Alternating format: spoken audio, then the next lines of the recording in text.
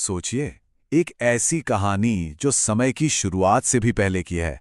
एक कहानी ब्रह्मांड के संतुलन की, अच्छाई और बुराई के बीच की एक कभी न खत्म होने वाली जंग की, और एक ऐसी दिव्य शक्ति की जो हर युग में जब भी संकट गहराता है, व्यवस्था को बनाए रखने के लिए धरती पर आती है। आज हम उसी दशावतार की शानदार कथा में उतरेंगे। कभी सोचा है कि क्या हो अगर इस ब्रह्मांड का कोई रक्षक हो, मतलब एक ऐसी शक्ति जो हर बार जब भी दुनिया पर कोई बड़ा खतरा मंडराए तो वो सामने आ जाए। ये ख्याल ही कितना पावरफुल है ना?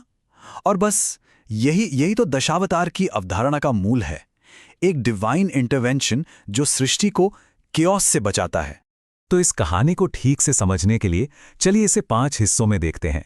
पहले हम जानेंगे कि ब्रह्मांड का संतुलन बिगड़ता कैसे है, फिर देखेंगे कि सृष्टि को अराजकता से कैसे बचाया गया, उसके बाद अहंकार और शक्ति का सामना कैसे हुआ, फिर मानवता के आदर्शों की बात करेंगे और आखिर में न्याय के उस वादे को समझेंगे जो आज भी कायम है। तो चलिए शुरू करते हैं। देखिए, हर बड़ी कहानी की शुरुआत ना एक बड़ी प्रॉब्लम से होती है, और इस कहानी की शुरुआत होती है तब जब ब्रह्मांड का पूरा संतुलन ही डगमगा जाता है। और यहीं से उस दिव्य शक्ति के हस्तक्षेप की जरूरत पड़ती है जिसके बारे में हम बात करने वाले हैं। अब इस पूरी कथा को समझने के लिए 2 शब्दों को समझना बहुत जरूरी है, धर्म और अधर्म। आसान भाषा में कहें तो धर्म मतलब कॉस्मिक ऑर्डर, वो संतुलन जो सब कुछ सही तरीके से चलाता है, और अधर्म वो है केओस, अन्याय, यानी वो ताकत जो इस संतुलन को बिगाड़ती है। ये पूरी कहानी असल में इन्हीं 2 ताकतों के बीच संतुलन बनाए रखने की एक लड़ाई है। और यही वो महान वादा है जो ब्रह्मांड के संरक्षक भगवान विष्णु का है। जब जब धर्म की हानि होगी और अधर्म बढ़ेगा, तब तब मैं संतुलन को फिर से स्थापित करने के लिए अवतार लूंगा। सोचिए, ये कितना बड़ा आश्वासन है कि चाहे जो हो जाए, धर्म की स्थापना के लिए वो दिव्य शक्ति हमेशा मौजूद रहेगी। इसी एक वादे पर यह पूरी कहानी खड़ी है। तो यह है वो 10 अवतारों की पूरी यात्रा। देखिए, मत्स्य यानी मछली से शुरू होकर ये कहानी कूर्म, वराह से होते हुए नरसिंह, वामन, परशुराम और फिर राम, कृष्ण, बुद्ध तक पहुंचती है, और भविष्य में कल्कि पर समाप्त होती है। ये सिर्फ एक लिस्ट नहीं है, ये एक तरह से एक डिवाइन एवोल्यूशन को दिखाती है। तो चलिए इस कहानी में आगे बढ़ते हैं। तो अब कहानी शुरू होती है सृष्टि के बिल्कुल शुरुआती दिनों से, जब दुनिया एकदम नई थी और खतरे भी बहुत ही फंडामेंटल थे, मतलब सीधे सीधे अस्तित्व का खतरा। यहीं पर कहानी में पहले 3 अवतार आते हैं। सबसे पहले हैं मत्स्य अवतार। जरा सोचिए, एक भयंकर बाढ़, एक महाप्रलय आने वाला है जो सब कुछ, हर तरह के जीवन और ज्ञान को खत्म कर देगा। ऐसे में भगवान विष्णु एक छोटी सी मछली का रूप लेकर आते हैं। वो मानवता के पूर्वज मनु को न सिर्फ बचाते हैं, बल्कि उनके साथ ऋषियों और सबसे जरूरी पवित्र वेदों को भी बचाते हैं।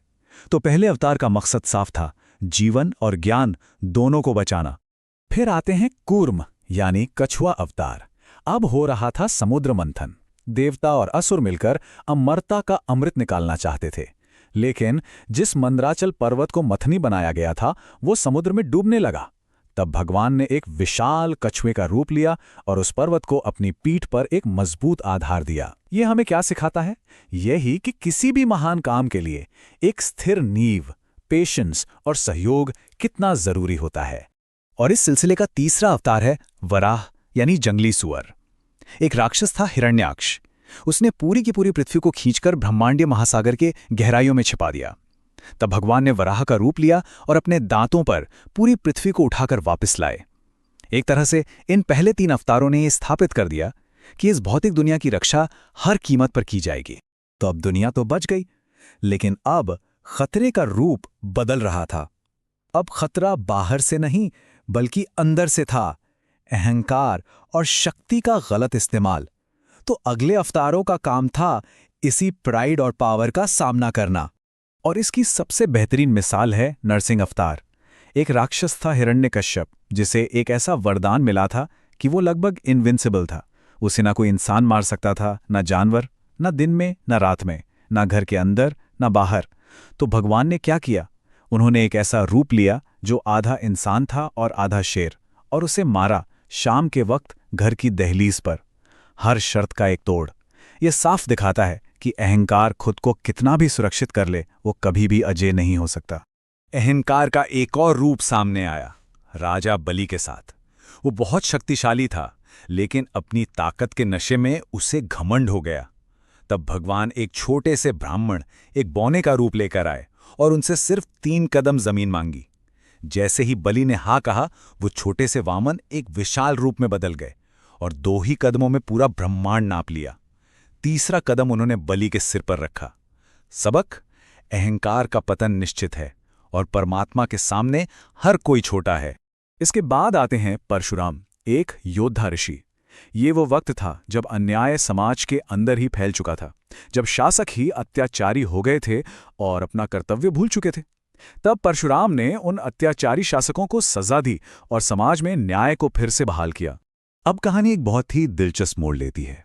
यहां पर अवतार और भी ज्यादा मानवीय रूप में सामने आते हैं। अब वो सिर्फ संकट से बचाने नहीं आ रहे, बल्कि लोगों के बीच रहकर एक आदर्श जीवन कैसे जिया जाए, ये सिखाने आ रहे हैं। और इसमें सबसे पहले आते हैं भगवान राम, 7वां अवतार, जिन्हें मर्यादा पुरुषोत्तम यानी आदर्श पुरुष कहा जाता है। एक आदर्श राजकुमार, फिर कर्तव्य के लिए वनवास, राक्षस राज रावण के खिलाफ धर्म के लिए युद्ध और अंत में एक न्यायप्रिय शासक। उनका पूरा जीवन ही कर्तव्य, त्याग और धर्म के रास्ते पर चलने का एक जीता जागता उदाहरण है। फिर 8वें अवतार के रूप में आते हैं कृष्ण। वो एक डिवाइन स्ट्रैटेजिस्ट थे। उनकी शिक्षाएं, खासकर भगवत गीता में, जीवन, कर्म और ज्ञान के वो रहस्य बताती हैं जो आज भी हमारा मार्गदर्शन करते हैं। और 9वें अवतार हैं बुद्ध, द एनलाइटेंड वन। उन्होंने दुनिया को दुखों से छुटकारा पाने का रास्ता दिखाया। उनका रास्ता था अहिंसा, शांति और करुणा का। उन्होंने सिखाया कि असली खुशी बाहर नहीं बल्कि अंदर है। तो अगर हम इन तीनों को एक साथ देखें, राम का कर्तव्य, कृष्ण का ज्ञान और बुद्ध की करुणा, ये तीनों मिलकर एक आदर्श इंसान के लिए एक पूरा ब्लूप्रिंट तैयार करते हैं। ड्यूटी, विजडम एंड कंपैशन, एक संपूर्ण जीवन जीने का तरीका। और अब हम इस कहानी के आखिरी हिस्से में पहुंचते हैं, वो हिस्सा जो भविष्य की बात करता है और इन सभी अवतारों के अल्टीमेट पर्पस को एक साथ जोड़ता है। यह है कल्कि, अंतिम अवतार। भविष्यवाणी है कि इस अंधकार के युग यानी कलयुग के अंत में, जब बुराई अपनी चरम सीमा पर होगी, तब वो एक सफेद घोड़े पर सवार होकर आएंगे और हर तरह की बुराई को खत्म करके एक नए सत्य के युग की शुरुआत करेंगे। ये एक उम्मीद है, न्याय की आखिरी जीत की।